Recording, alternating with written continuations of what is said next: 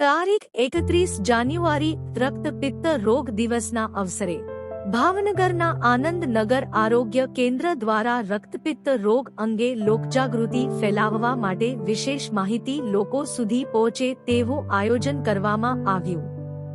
આ કાર્યક્રમ અંતર્ગત ભાવનગર શહેરના વિવિધ વિસ્તારોમાં જનસમુદાય સાથે સંવાદ સાધી રક્તપિત્ત રોગ શું છે, તેના લક્ષણો, કારણો તથા આ રોગથી બચવા માટે લેવાના જરૂરી સાવચેતીના પગલાં અંગે વિગતવાર માહિતી આપવામાં આવી।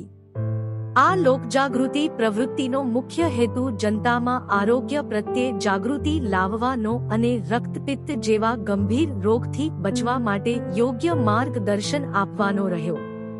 કાર્યક્રમ દરમિયાન આરોગ્ય કર્મચારીઓ દ્વારા સરળ ભાષામાં સમજાવટ કરી લોકોના પ્રશ્નોના જવાબ પણ આપવામાં આવ્યા। આ પ્રકારની પહેલ દ્વારા સમાજમાં આરોગ્ય અંગે સકારાત્મક જાગૃતિ ફેલાય અને રોગ નિવારણમાં મદદરૂપ બને તેવો ઉદ્દેશ્ય રાખવામાં આવ્યો। જુઓ આ અમારા અહેવાલમાં।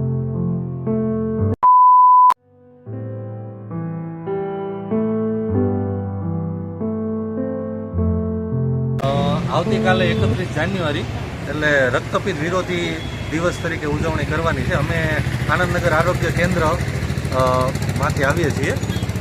રક્તપિત્ત વિશે થોડીક માહિતી આપું તો રક્તપિત્ત રોગ છે એ મુખ્યત્વે શ્વાસોશ્વાસથી ફેલાતો રોગ છે, જેની અંદર આપણે શરીરના કોઈ પણ વાળ અને નખ સિવાય શરીરના કોઈ પણ ભાગમાં ન રૂજાતા ચાંદા પડે છે।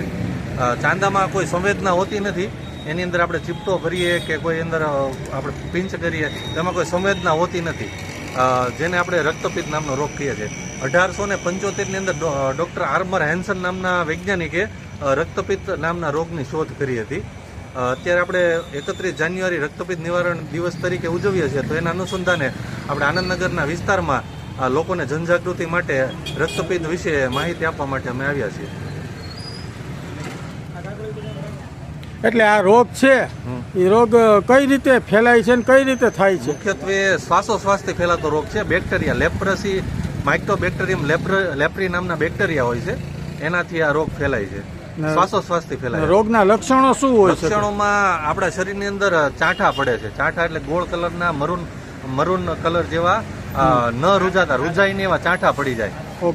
વાળ અને નખ સિવાય કોઈ પણ જગ્યાએ થઈ શકે, તો એવા ચાંઠા હોય ને એમાં કોઈ સંવેદના ન હોય, એટલે કે આપણે એને અડીએ કે એમાં ચીમટો ભરીએ તો કોઈ આપણે સંવેદના ન હોય। જો એવું કોઈ ચાંઠું આપણા નજીકના કોઈ મતલબ લોકોને એવું જણાય એવું છે તો નજીકના આરોગ્ય કેન્દ્રમાં એમને જાણ કરીને મોકલવાના હોય છે।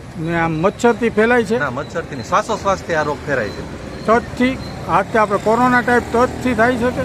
ના, શ્વાસોશ્વાસથી ફેલાય, બેક્ટેરિયાથી ફેલાય। શ્વાસથી બેક્ટેરિયા બીજા માણસના શરીરમાં પ્રવેશે અને એનાથી આ રોગ ફેલાય છે। ઓકે, સારું, થેન્ક યુ સર।